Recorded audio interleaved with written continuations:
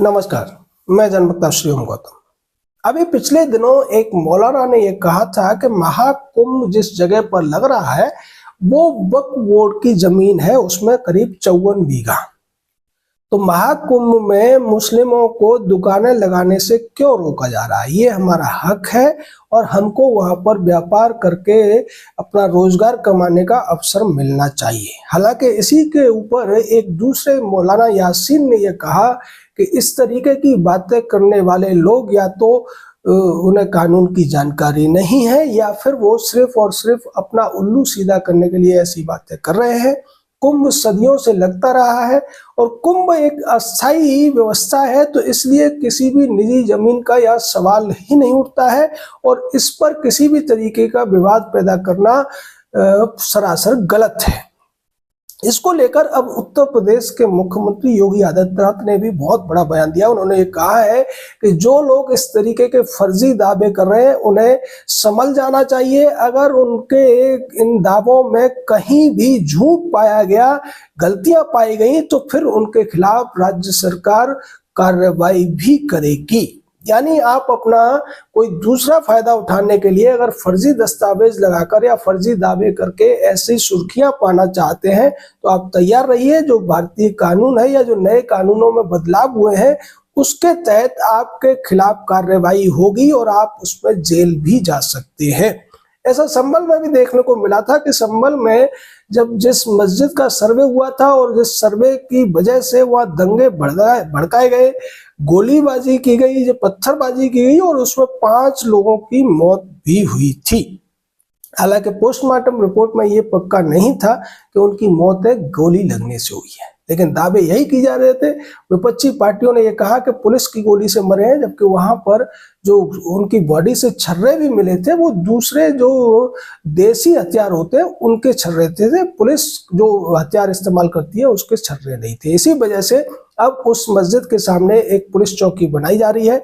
इसको लेकर भी एक हैदराबादी नेता ने यह दावा कर दिया कि ये जो जमीन है वो वक्फ बोर्ड की जमीन है और इसको वक्फ औलाद करके एक होता है, एक होता है वक्फ उल इस्लाम, एक वक्फ उल औलाद होता है। तो इसमें दावा कर दिया गया कि वो जमीन किसी व्यक्ति ने वक्फ की थी। तो इसकी जब जांच की गई तो वहां के जो डीएम हैं और एसपी हैं उन्होंने एक और दूसरा खुलासा किया कि 1920 से पहले इस पूरी जमीन को, जो पूरा शहर है संभल, इसी को पूरा वक्फ दिखा दिया गया है। यानी आप देखिए कि ये जो वक्फ का नया कानून का प्रावधान बना है और जब से अंग्रेजों ने वक्फ बनाया था या फिर भारत सरकार जब आजाद हुआ देश उसके बाद फिर से वक्फ बनाया गया, उससे पहले का इस तरीके का दावा है। आप किसी भी जमीन को कह देते हैं कि ये वक्फ कर दी गई है और अब ये वक्फ की संपत्ति है, आप कुछ नहीं कर सकते। इस तरीके के झूठे दावे हो रहे हैं और इसी पर संभल के एसपी ने फिर एक केस दर्ज कराया और उन्होंने कहा कि जो लोग दावे कर रहे हैं अब वो सही कागजात पेश करें, नहीं तो उनके खिलाफ फोर्जरी के मामले और दूसरे अन्य मामले हम दर्ज करा रहे हैं और उसकी एफआईआर हो चुकी है। ऐसा पूरे देश में चल रहा है। वक्फ को लेकर जो जेपीसी बनी थी उसमें भी तमाम ऐसे केसेस सामने आए थे कि बहुत से लोगों ने जो भी विवादित भूमि दिखी या जो भी भूमि ऐसी दिखी जिसका कोई जो मालिक है कमजोर व्यक्ति है या अगर मजबूत भी है तो वो ज्यादा दावे नहीं कर सकता, क्योंकि कांग्रेस सरकार ने जाते जाते वक्फ बोर्ड का जो एक्ट था उसमें ऐसे प्रावधान कर दिए थे, ऐसे संशोधन कर दिए थे, ऐसी चीजें जोड़ दी थी कि अगर आपकी संपत्ति पर वक्फ का दावा हो गया है तो आप उसकी शिकायत वक्फ ट्रिब्यूनल में ही कर सकते हैं और उसके अलावा हाई कोर्ट या सुप्रीम कोर्ट जा सकते हैं। निचली अदालतों में आप उस मुकदमे को नहीं लड़ सकते। अब जो वक्फ ट्रिब्यूनल है उसमें भी वक्फ के लोग बैठते हैं, इस्लाम के जानकार उसमें बैठेंगे। वो किसी भी तरीके से आपको घुमाकर अपने पक्ष में आपका जो जमीन है उसको कर सकते हैं। फिर सर्वे भी हुआ, पूरा का पूरा जो एक खेल था वो वक्फ के ही अधीन था। और दूसरी इसमें मजेदार बात यह है कि ये पूरा का पूरा जो वक्फ की कमेटी है, ट्रिब्यूनल है, वक्फ के अधिकारी है, इन सबको सैलरी सरकार की तरफ से जाएगी।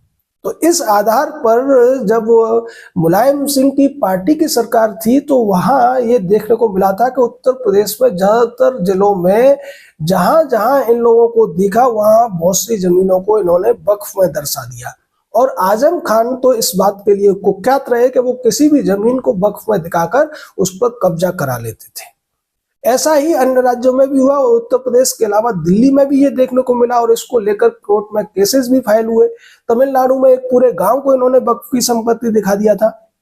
इसी को लेकर अब योगी आदित्यनाथ ने जो बयान दिया है, जो चेतावनी दी है, ये उन्हीं लोगों के लिए है जिन्होंने पिछले 10-20 सालों में तमाम संपत्तियों को झूठा वक्फ संपत्ति दिखाकर या झूठा वक्फ का कागज दिखाकर हड़प लिया है और अब उस पर कब्जा करके बैठे हैं या उसको बेच चुके हैं। तो उन सभी के खिलाफ अब उत्तर प्रदेश में कार्रवाई होने जा रही है। और इस सब की वजह यही है कि जो इन लोगों ने चाहे कुंभ को लेकर बयान दिए हैं या संभल को लेकर जिस तरीके के झूठे फर्जी दावे किए गए, उसका खामियाजा उन सभी जमीनी कब्जेदारों को, जो जिसे लैंड जिहाद भी कहा जा रहा है, ऐसा करने वाले अपराधियों को अब भुगतना पड़ेगा। इसकी चेतावनी योगी आदित्यनाथ ने दे दी है। और हालांकि जहां तक कुंभ का सवाल है तो कुंभ के लिए सरकार पहले ही स्पष्ट कर चुकी है, चूंकि कांवड़ यात्रा और दूसरे अन्य आयोजनों के दौरान ये देखने को मिला कि बहुत से लोग रोटियों पर थूकते हैं, खाने में मूतते हैं या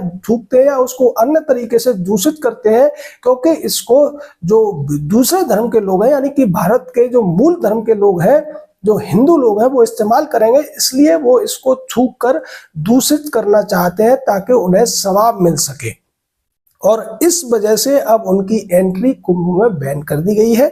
और इसको लेकर तमाम जो अखाड़े हैं वो भी बात कह रहे हैं कि जब आपका इस पूरी की पूरी पूजा पद्धति से कोई लेना देना नहीं है, आप उसमें नहीं मानते कि संगम में अमृत की बूंदें होती हैं या ये जो हमारी आस्था है उससे आपका कहीं लेना देना नहीं है, तो फिर आपको वहां पर इस तरीके से व्यापार करने की इजाजत क्यों दी जाए।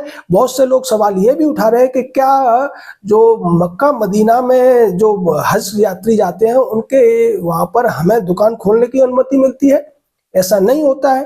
तो फिर आप इसमें क्यों अपनी अपॉर्चुनिटी देख रहे हैं?